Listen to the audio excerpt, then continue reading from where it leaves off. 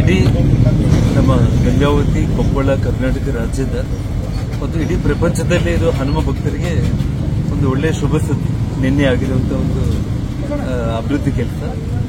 ನಮ್ಮ ಕರ್ನಾಟಕ ರಾಜ್ಯ ಪ್ರವಾಸೋದ್ಯಮ ಇಲಾಖೆಯ ಅಧಿಕಾರಿಗಳು ಮತ್ತು ಕೇಂದ್ರ ರೈಟ್ಸ್ ಸಂಸ್ಥೆಯ ಎಲ್ಲ ಅಧಿಕಾರಿಗಳು ಕೂಡ ನಿನ್ನೆ ಅಂಜನಾದ್ರಿ ಬೆಟ್ಟಕ್ಕೆ ಅವರು ಭೇಟಿ ನೀಡಿ ಅಂಜನಾದ್ರಿ ಬೆಟ್ಟದ ತಪ್ಪಲಲ್ಲಿ ಲೆಫ್ಟ್ ಸೈಡ್ ಇವಾಗೇನು ನಾವು ಶಾಪಿಂಗ್ ಕಾಂಪ್ಲೆಕ್ಸ್ ಮತ್ತು ಕಟ್ತಾ ಇದ್ದೀವೋ ಅದ್ರ ಬದಲಿಗೆ ಬೇಸ್ ಸ್ಟೇಷನ್ ರೆಡಿ ಮಾಡಿದ್ದು ಅಲ್ಲಿಂದ 450 ಮೀಟರ್ ಬೆಟ್ಟದ ಮೇಲೆ ಆ ಹಿಂಭಾಗದಲ್ಲಿ ಸಣ್ಣ ಒಂದು ಲೇಕ್ ಇದೆ, ಅದ್ರ ಬದಲಿಗೆ ಅಲ್ಲಿ ಲ್ಯಾಂಡಿಂಗ್ ಸ್ಟೇಷನ್ ಮಾಡೋದ್ರ ಮೂಲಕ ಇವತ್ತು ರೋಪ್ ವೇ ಮಾಡ್ತಾ ಇರೋದು.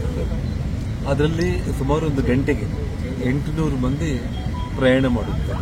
ಅಂದರೆ ಬೆಳಿಗ್ಗೆ 6 ಗಂಟೆಗೆ ಪ್ರಾರಂಭ ಆದರೆ ರಾತ್ರಿ 8 ಗಂಟೆ ಕೊನೆ ಆರತಿ ಆಗೋದ್ರೊಳಗಡೆ ಕನಿಷ್ಠ 10,000 ಭಕ್ತಾದಿಗಳು ರೋಪ್ ವೇ ಮೂಲಕ ದರ್ಶನ ಮಾಡಿಕೊಳ್ಳುವಂಥ ಒಂದು ಅವಕಾಶ ಪ್ರಾರಂಭ ಆಗಿದೆ. ಯಾಕೆಂದರೆ ಇವತ್ತು ಈಗಾಗಲೇ ಒಂದು ದಿನಕ್ಕೆ 10,000 ಮೇಲೆ ಭಕ್ತಾದಿಗಳು ಬರ್ತಾ ಇದ್ದಾರೆ. ಮಂಗಳವಾರ ಶನಿವಾರ 25,000ಕ್ಕೂ ಹೆಚ್ಚು ಬರ್ತಾ ಇದ್ದಾರೆ.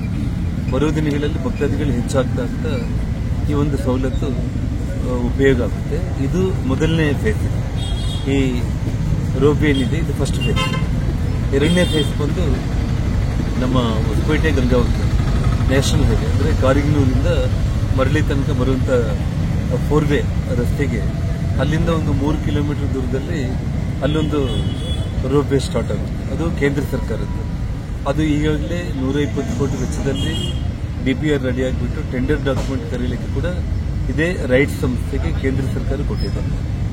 ಮತ್ತೆ ಇದೇ ರೈಟ್ಸ್ ಸಂಸ್ಥೆಯವರು ಇನ್ನೊಂದು ಸರ್ವೆ ಕೂಡ ಮಾಡಿ ಮುಗಿಸಿದ್ದಾರೆ. ಮೂರನೇದು ಅದೇನೆಂದರೆ ವಿರೂಪಾಕ್ಷೇಶ್ವರ ಸ್ವಾಮಿ ಹಂಪಿ ದೇವಸ್ಥಾನದ ಹಿಂದೆ ಸರ್ಕಾರಿ ಜಾಗ ಇದೆ.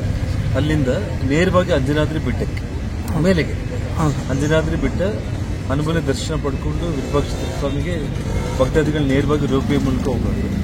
ಅತಿ ಸುಂದರವಾಗಿ ಬೆಟ್ಟ, ಕಾಡು, ನದಿ ಆಮೇಲೆ ರೋಪ್ ವೇಯಲ್ಲಿ ಪ್ರಯಾಣ ಮಾಡಿ ವಿರೂಪಾಕ್ಷೇಶ್ವರ ಮತ್ತು ಆಂಜನೇಯನ ದರ್ಶನ ಪಡ್ಕೊಳ್ಳುವಂಥದ್ದು. ಈ ರೀತಿ 3 ರೋಪ್ ವೇಗಳಿಗೆ ಪ್ಲಾನ್ ಆಗಿದೆ.